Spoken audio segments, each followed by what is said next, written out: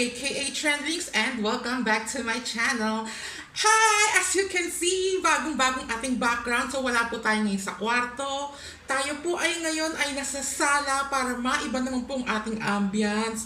Kasi puro butterfly na lang po yung nasa likod natin. Okay, so without further ado, I just want to say thank you to all of my subscribers, which is my baby linkers. Thank you so much for subscribing me on my YouTube channel at sa mga talagang nasisirang plaka na talaga sa akin na talagang paulit-ulit ko tong introduction na lagi sinasabi because ito lang po yung tamang paraan ko para ako upang makapagpasalamat doon sa mga taong talagang nagsuporta sa akin sa pamamagitan ng pag-watch ng aking videos at pag-subscribe sa aking YouTube channel. Thank you so much talaga. Sa totoo lang, nakakataba talaga ng puso. So yung mga napadpad sa aking YouTube channel at nakapanood ng one of my amazing videos pero hindi pa kayo nakakapag-subscribe, pues ano pang inaantay nyo? Subscribe na, di ba? So i-click nyo lang po yung subscribe button at i-click nyo na rin po yung notification bell para updated po tayo if in case meron akong bagong video na katulad nito na i-upload sa aking YouTube channel. Okay, so without further ado, let's start our topic for today. So this is all about, okay, release muna tayo ngayon. So hindi po tayo ngayon skincare kasi as you can see naman, as you can see on my YouTube channel, karamihan talaga skincare review. So ngayon medyo release tayo ng konti. So ang magiging topic natin for today ngayon, as you see it on the thumbnail at sa pagkakabasa nyo rin sa title, you guess it right. So this is more on feng shui sa mga pampaswerte kasi ako, just to give you a background of my character, I'm a Chinese, half Filipino, half Chinese. So that's why naniniwala talaga ako sa mga feng shui, sa mga bad luck, good luck, positive energy, at negative energy. So for today's video, nakita niyo yung thumbnail na ituturo ko po sa inyo kung paano yung basic way or basic steps or basic na pamamaraan para maialis natin yung negative energy. Hindi lang sa bahay natin, kung saan man tayo nakatira, kung sa workplace ba natin, sa bahay ba natin, sa kwarto ba natin, sa bodega man, kung kayo ay may negosyo or kayo ay may karinderya. Pues, panoorin nyo itong video na to from start until the end at ituturo ko po sa inyo step by step. Napakabilis lang talaga niya itong gawin.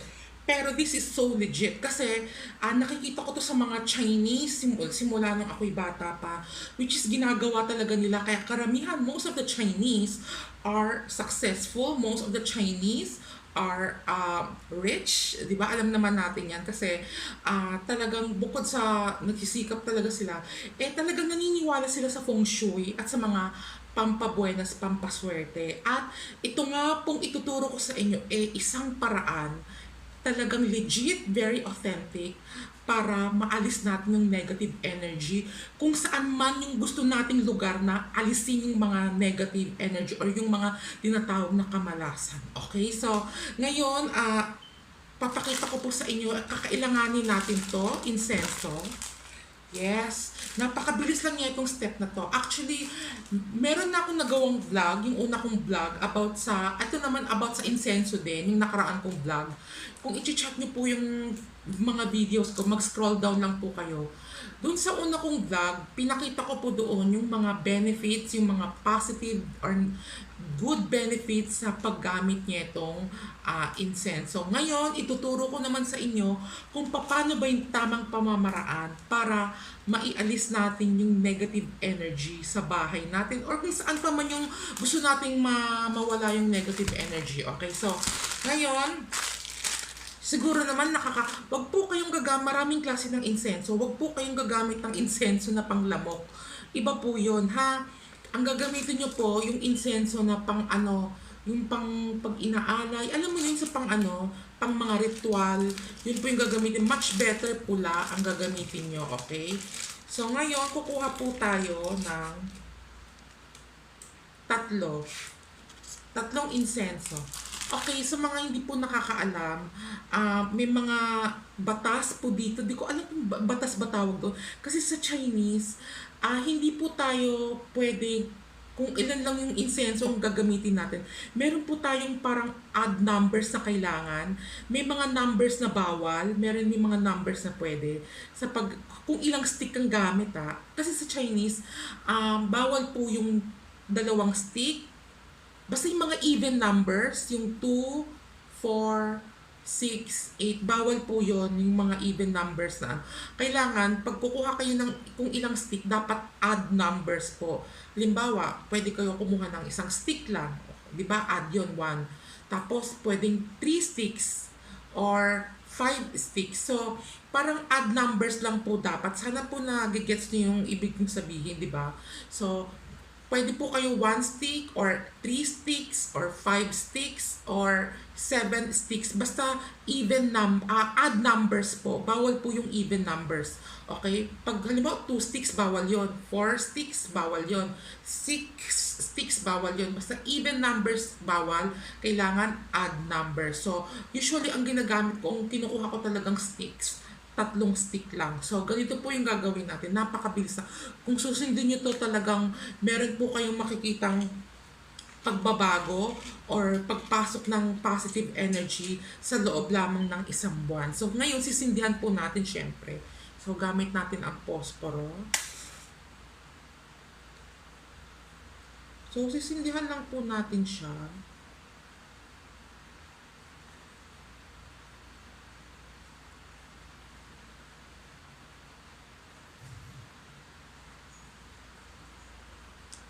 So ngayon, ang pagpatay ng apoy dapat ganito. Bawal po yung bubugahan niyo yung apoy sa yung nagliliyab na apoy sa insenso.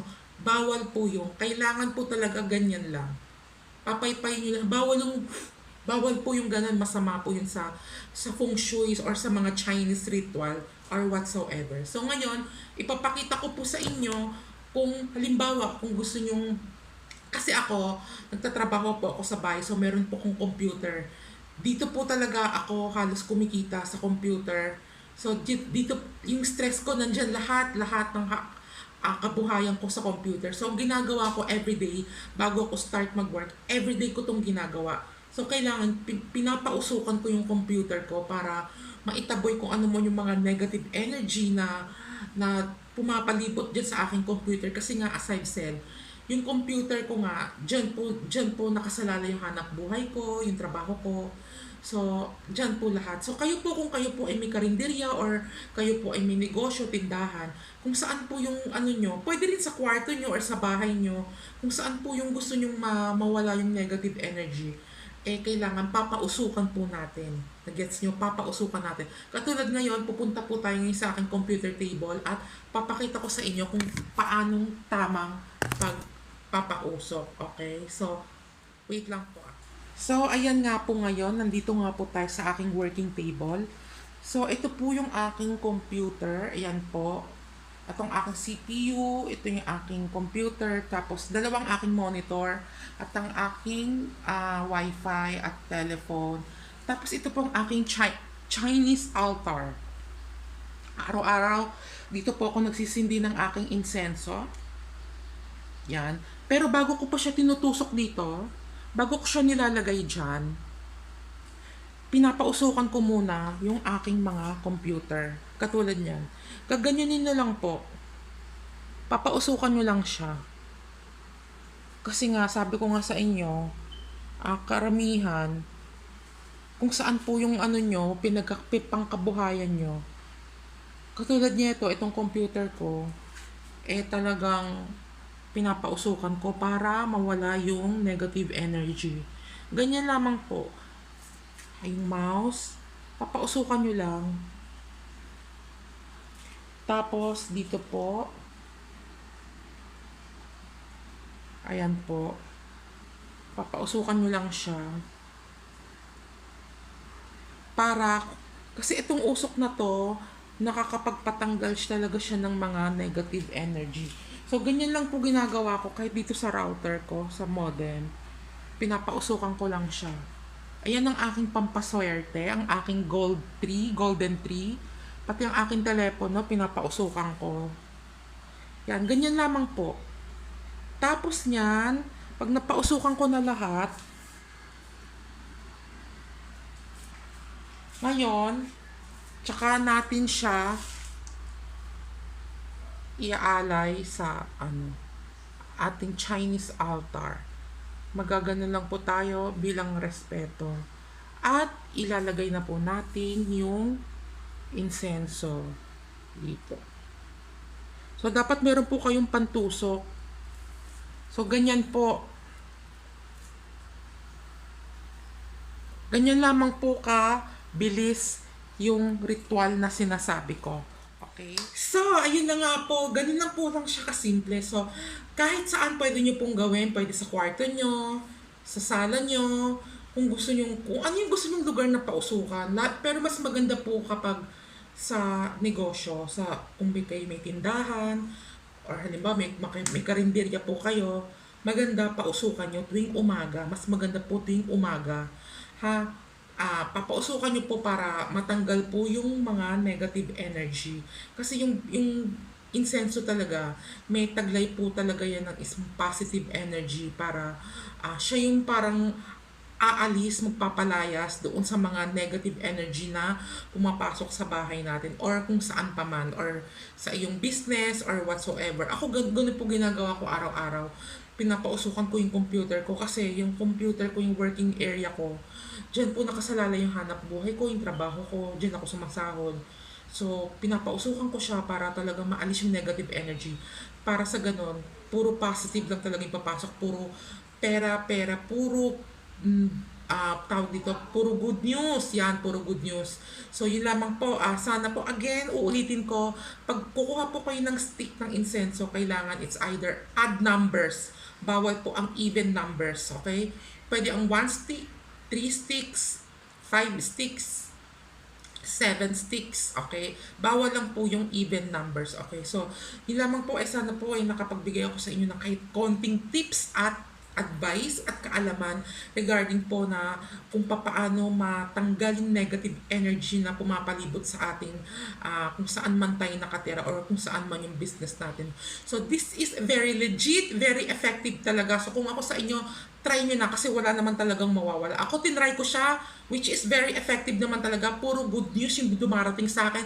Puro puro pasok yung pera ang nararanasan ko after kong ginagawa tong ritual na to, okay? So, yun lamang po. So, if you have any comment or question, just feel free to comment down below at sasagutin ko po yan sa abot ng aking makakaya. So, if you find this video very helpful, just give it a thumbs up and share my video as well to your social media account at makapag-spread pa tayo ng good vibes at information.